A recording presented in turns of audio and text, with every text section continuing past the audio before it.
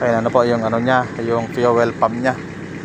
Bali, pinalinisan natin para siguradong malinis. Pati yung fuel tank, palinis natin.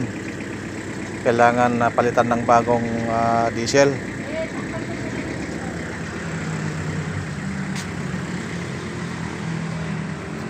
Ayan po, papalitan natin ng bagong diesel. Bali sa loob, papunas natin, patrain natin yung yung tangke para sigurado. Dito naman, pinapabuga ko ng ng hangin. May kasamang malinis na diesel para siguradong malinis. Ayan. So mukhang malinis na mga body yung nilalabas niya. Ayan, malinis na yan. Bali, intake saka intake saka suction saka return, no? Para malinis.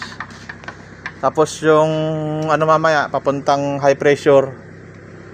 Tapos ibaba yung yung common rail para malinis bago ikabit yung yung 4 na injector. Tapos yung supply malaki.